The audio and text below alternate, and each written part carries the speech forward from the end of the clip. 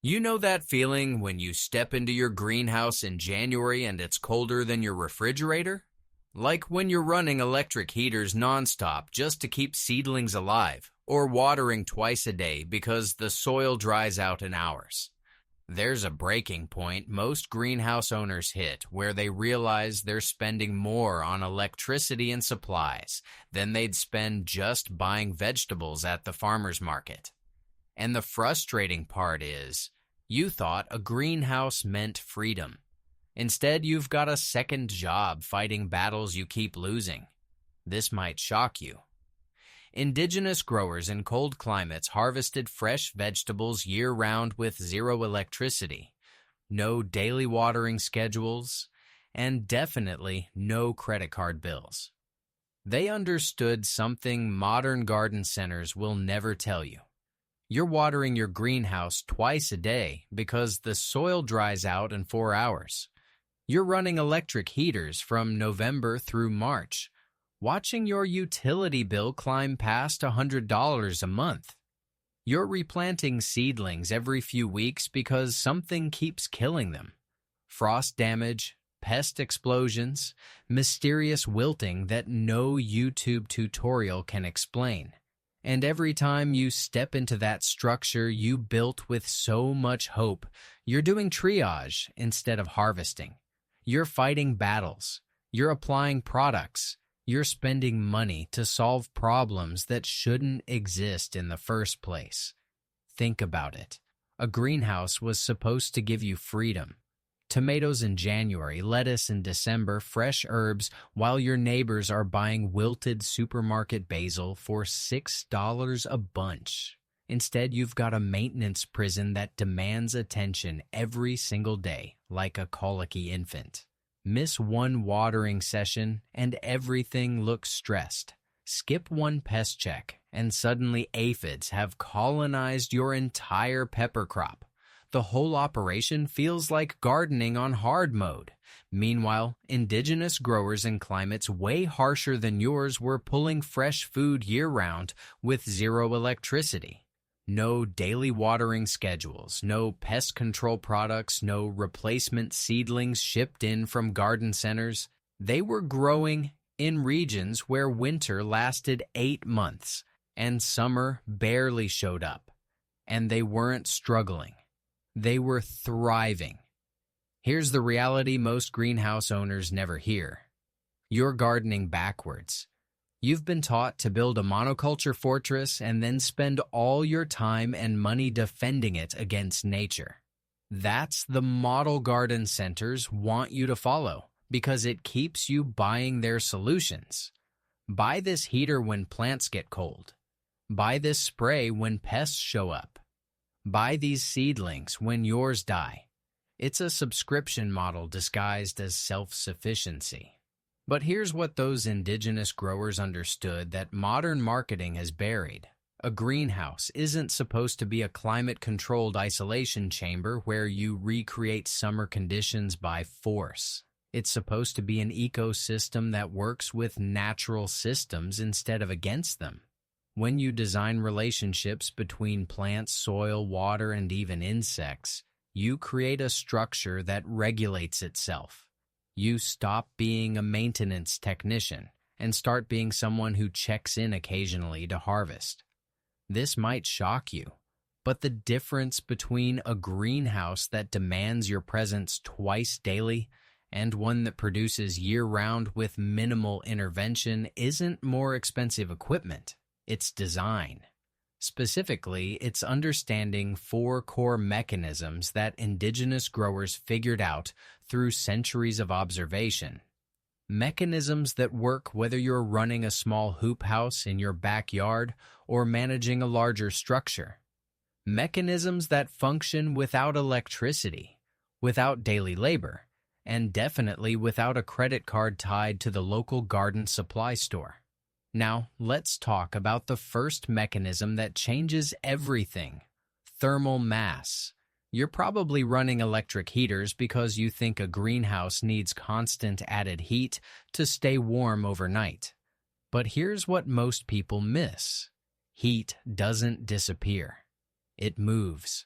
During the day, sunlight floods your greenhouse and warms everything inside. The problem is most greenhouses are built with materials that don't hold heat. The warmth comes in and leaves just as fast. By evening, you're back to ambient temperature, or worse, because glass and plastic actually radiate heat away faster than many people realize. Here's where it gets interesting. Indigenous growers solved this with thermal mass, heavy materials that absorb heat slowly during the day and release it slowly at night. Stone pathways, water-filled vessels, even the compost piles they built directly into their growing beds.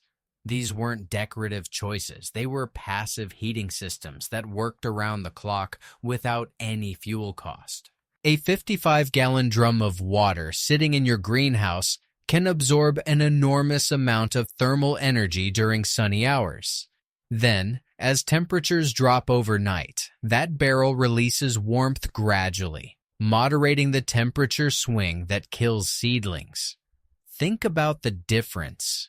You're paying for electricity to add heat. They designed storage systems that captured free solar energy and released it when needed. Same warmth, zero operating cost. And here's the part that will change how you think about every greenhouse decision. You don't need some massive custom setup. 3 or 4 large water barrels painted black to maximize absorption can transform a small greenhouse's overnight temperature.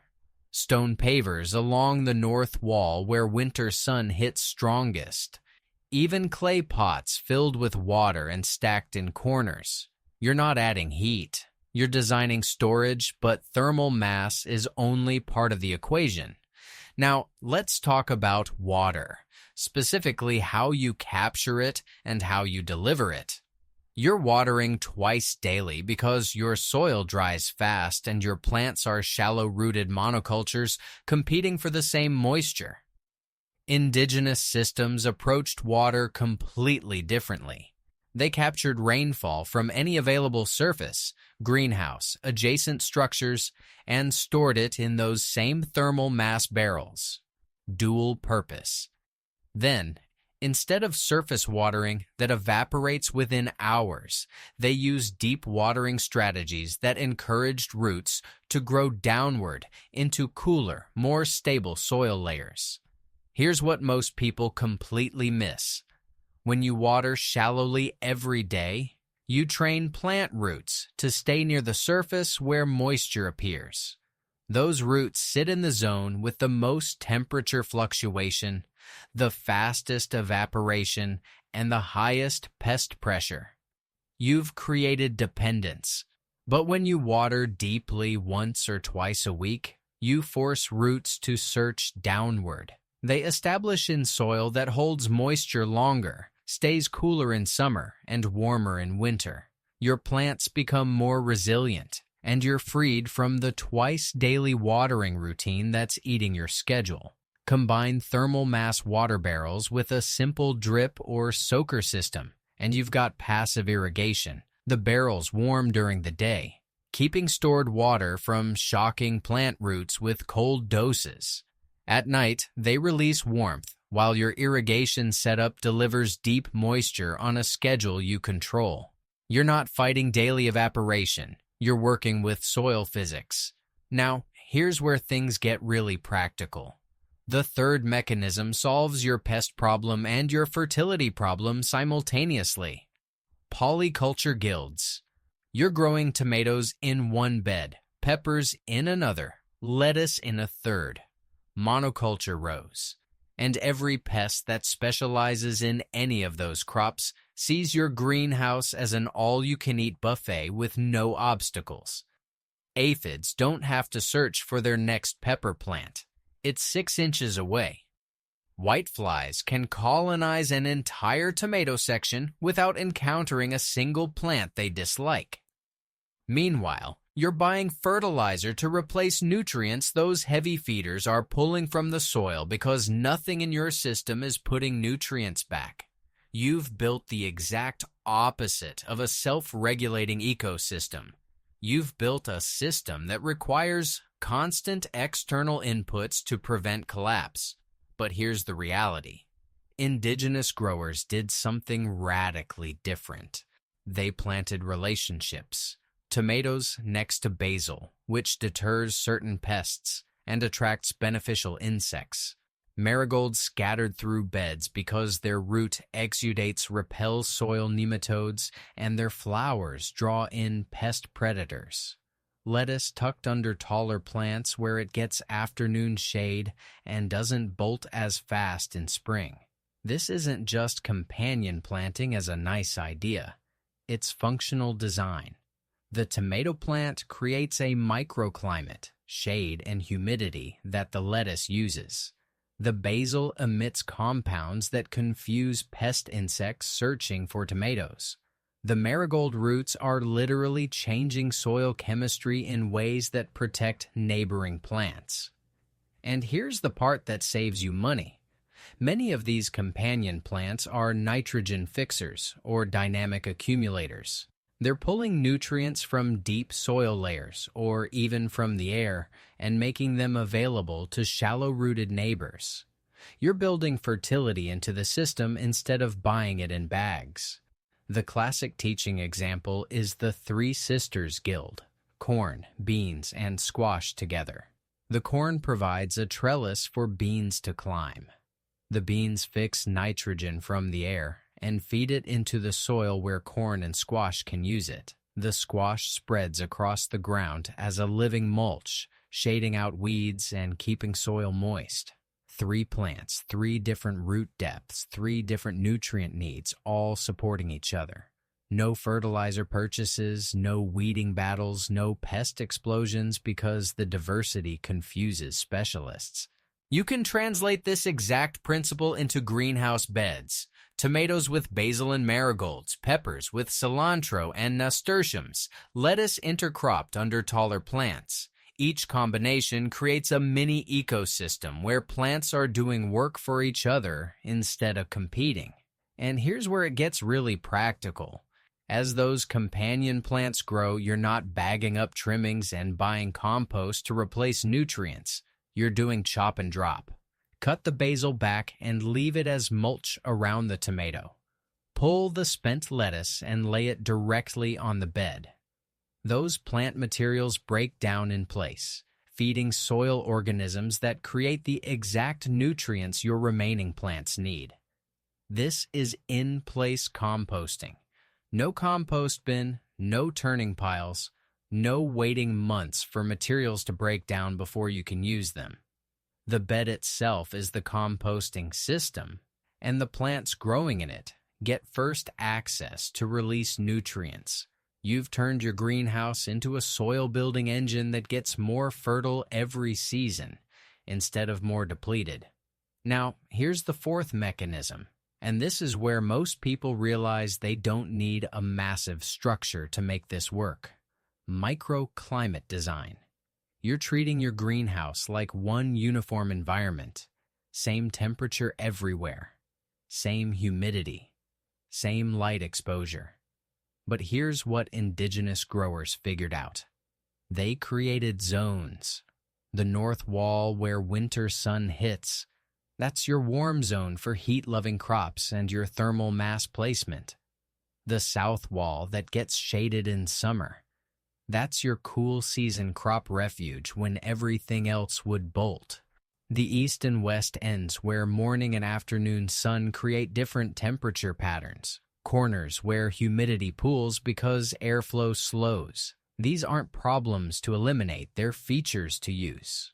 Plant your tomatoes and peppers against that north wall where reflected heat gives them extra warmth. Tuck lettuce and spinach into the south side, where they get morning light but afternoon shade. Use the humid corners for crops that love moisture, certain herbs, leafy greens. You're matching plants to microclimates instead of forcing every zone to be identical. And this is where scale becomes irrelevant. You don't need a commercial greenhouse to implement any of this. An 8x10 hoop house has microclimates. A simple cold frame has thermal mass potential. Even a south-facing window with a few containers can use companion planting and water storage principles. The mechanisms work at any scale because they're based on physics and ecology, not square footage. But here's the reality check most people need to hear. You don't have electricity in your greenhouse. Good. That forces you to design thermal mass instead of relying on heaters. You don't have space for massive water tanks. Fine. 3 5-gallon buckets painted black will change your overnight temperatures more than you think. You've got HOA restrictions on structure appearance. Polyculture beds look like ornamental gardens to neighbors who don't know what they're seeing. You're on a tight budget. Start with one bed using companions. Add thermal mass incrementally. Test one season overlap cycle before expanding. The constraint isn't the barrier. The constraint is the forcing function that makes you design smarter. And here's what happens when you start thinking this way. You stop asking, what product do I need to buy? And start asking, what relationship can I design? Pest problem? Don't buy spray. Plant something that attracts the pest's predator. Cold nights? Don't buy a heater. Add thermal mass. Dry soil. Don't install an expensive irrigation system. Mulch heavily with chop and drop material that holds moisture. Now, let's talk about season stacking, because this is where you actually achieve year-round production. You're probably thinking the greenhouse season runs March through October and then everything dies back. That's monoculture thinking. That's treating your greenhouse like outdoor gardening with a plastic roof. Here's what most people miss. Indigenous growers in cold climates understood something critical. Different crops have different temperature needs and different growth speeds. Cool season crops, kale, spinach, lettuce, carrots, beets, these actually prefer temperatures that would stress tomatoes and peppers. They thrive in the 50 to 60 degree range. Some even sweeten up after a light frost. So here's how season stacking works in practice. Late summer, you're harvesting tomatoes and peppers from your warm season beds. At the same time, you're starting cool season seedlings in trays or in the shaded zones of those same beds. By early fall, when your tomatoes are finishing, your kale and spinach are ready to transplant into the spaces you're clearing. The greenhouse stays productive through the transition. As fall moves into winter, those cool season crops are established, growing slowly in the lower light and cooler temperatures that would kill summer plants. Here's where your thermal mass earns its keep. On cold nights, those water barrels and stone pathways release just enough warmth to prevent hard freezes. You're not maintaining summer temperatures. You're maintaining a zone where hardy greens can keep growing slowly. Kale harvested in January after weeks of cold exposure tastes completely different from July kale. Sweeter, less bitter, actually worth eating raw. You're not fighting nature to grow summer crops in winter. You're growing winter crops in winter conditions. Then, as late winter shifts into early spring, you're still harvesting greens while simultaneously starting your warm season seedlings. Tomatoes and peppers need 6 to 8 weeks from seed to transplant size. Your greenhouse gives them that head start, while outdoor gardens are still frozen. As you harvest the last of the winter crop, you're replacing them with those warm season transplants. The cycle continues. The space is never empty. You're not paying rent on unused square footage half the year. This is year-round production, not by forcing summer conditions in winter, but by matching crops to seasons and using your greenhouse to moderate extremes just enough that each crop thrives in its preferred window. Cool crops in cool months, warm crops in warm months, overlap periods where both are present in different zones. You're not buying grocery store vegetables any month of the year. You're harvesting from your own space continuously. And here's the piece that closes the loop completely. Seed saving. You're buying new seedlings or seed packets every single year because that's what garden centers trained you to do. But think about what you're actually doing. You're selecting for plants that perform well in commercial growing conditions, optimized for shipping, shelf life, and visual uniformity, not for your specific greenhouse microclimate, not for your soil, not for the companion guilds you're building. Here's what indigenous growers did instead. They saved seeds from the best performers in their specific conditions. Year after year, their crops became more adapted to their exact environment. Here's how this works in practice. Your tomatoes produce fruit. You eat most of them, but the best plant, the one that produced earliest, tasted best, resisted pests most effectively. You let a few fruits fully ripen on that plant. Overripe, actually. Then you harvest those fruits, scoop out the seeds, ferment them briefly to remove the gel coating, dry them, and store them. Next season, those seeds grow plants that are genetically predisposed to succeed in your greenhouse because their parent did. You're creating a localized variety, free forever. Same principle applies to lettuce, peppers, herbs, even some root crops. If you let them bolt and flower, you're not buying seeds. You're selecting for success and propagating it. And here's the financial piece nobody talks about. A packet of organic tomato seeds costs $6 and gives you maybe 25 seeds. You save seeds from one plant and you've got 50 to 100 seeds. You've just created 5 years of free tomato crops from one season's effort. Multiply that across every crop in your greenhouse, and you're looking at hundreds of dollars in annual savings that compounds every year as your saved varieties get better adapted. But here's where most people mess this up, and I see it constantly. They learn these 4 mechanisms: thermal mass, water systems, polyculture guilds, season stacking, and then they implement them halfway. They add a couple of water barrels but keep running the electric heater as backup. They plant one companion combination but keep the rest as monoculture rows. They try cool season crops in fall but panic and heat the space when temperatures drop. They save seeds from random plants instead of selecting the best performers. Don't do this. You're recreating the exact trap you're trying to escape. The power of these systems comes from how they interact. Thermal mass works better when polyculture beds create varied canopy heights that trap warm air differently. Water storage works better when living mulch from companions reduces evaporation.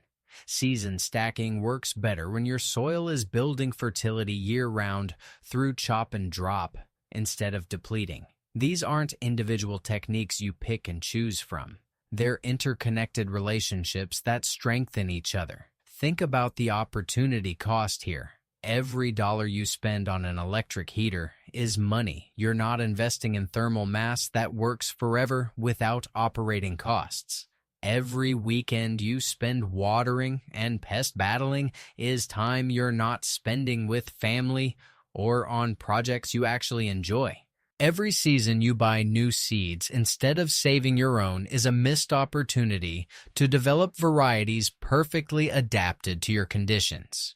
You're choosing the expensive, labor-intensive path when the efficient, low-maintenance path is right there, waiting for you to design it. Here's what implementation actually looks like. Start with thermal mass. 3 to 5 large water barrels or containers painted black if possible, positioned where winter sun hits them directly. Fill them. Done. That's your passive heating system working 24 hours a day. Next, convert one bed to a polyculture guild. Pick 3 to 5 plants that work together. Tomatoes with basil and marigolds is a proven combination that's nearly foolproof.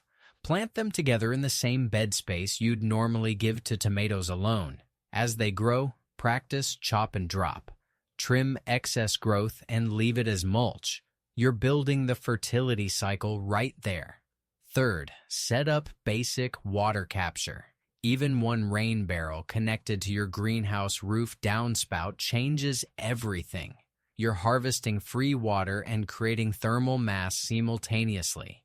Use that stored water for deep watering sessions once or twice weekly, instead of shallow, daily watering. Watch how your plants respond by rooting deeper and becoming more resilient. Fourth, as late summer hits, start cool season seedlings. As warm season crops finish, replace them with cold, hardy greens. Let those greens grow through fall and winter. You've just extended your season by 4 months without any additional heating costs. Fifth, at the end of each season, save seeds from your best performers. The tomato plant that produced earliest and tasted best. The lettuce that didn't bolt when everything else did. The pepper that shrugged off pest pressure. Those are your seed sources. You're creating your own locally adapted varieties. This is a 5-step process that transforms your greenhouse from a maintenance trap into a self-regulating system. And none of it requires expensive purchases or advanced expertise. It requires observation and a willingness to let plants do the work they evolved to do. Now, let's talk about what happens after you implement this. Your greenhouse stops being a daily obligation. You check in every few days to harvest. Maybe do some light trimming for chop and drop material. Observe how guilds are interacting. That's it. No emergency watering sessions because you forgot yesterday. No pest panic because you've got beneficial insects patrolling your polyculture beds. No heating bill anxiety because thermal mass is moderating temperatures passively. No seed buying expenses because you're propagating your own varieties. More importantly, you start seeing opportunities instead of problems. That shaded corner you thought was useless? Perfect spot for shade-tolerant greens. That cold snap coming next week? Your thermal mass and cold hardy crops handle it without intervention. That pest you spotted? You notice its predator showed up 2 days later because your companion flowers attracted it. You stop fighting and start observing. You become someone who works with ecological relationships instead of against them. And here's the mindset shift that changes everything about how you approach your greenhouse. You stop asking, "What do I need to buy to fix this?" and start asking, "What relationship can I design to prevent this?" Garden center marketing has spent decades training you to see every challenge as a product opportunity. Pests? Buy spray. Cold? Buy heater. Poor soil? Buy fertilizer. They've created a dependency model where you're perpetually purchasing solutions to problems their products created in the first place. But here's the reality. Monoculture creates pest explosions. Polyculture prevents them. Shallow watering creates drought stress. Deep watering prevents it. Lack of thermal mass creates temperature swings. Thermal mass moderates them. Poor soil creates nutrient deficiencies. Chop and drop composting prevents them. Every problem you're buying solutions for is a design problem. Fix the design, and the problem disappears permanently. This is the last greenhouse system you'll need to learn. Not because it's complicated, but because it's complete. It addresses the 4 fundamental challenges every greenhouse faces: temperature regulation, water management, pest and fertility cycling, and season extension through design instead of intervention. Once you've built these relationships into your space, they persist. They improve over time as soil builds, as seeds adapt, as you learn which microclimates work best for which crops. You're not maintaining a system that fights against nature. You're observing an ecosystem that maintains itself. Stop paying garden centers to keep you dependent on their product cycle. Stop fighting battles that broken design created. Stop spending your weekends as an unpaid maintenance technician for a structure that should be giving you freedom. Design a greenhouse that works with natural systems instead of against them. Build thermal mass. Plant polycultures. Capture water. Stack seasons. Save seeds. Do this once. Do it right. And you're done buying solutions forever. Your future self, the one harvesting fresh tomatoes in January while everyone else is paying $7 a pound at the store, is counting on the decision you make right now. Trust me, they'll thank you for it.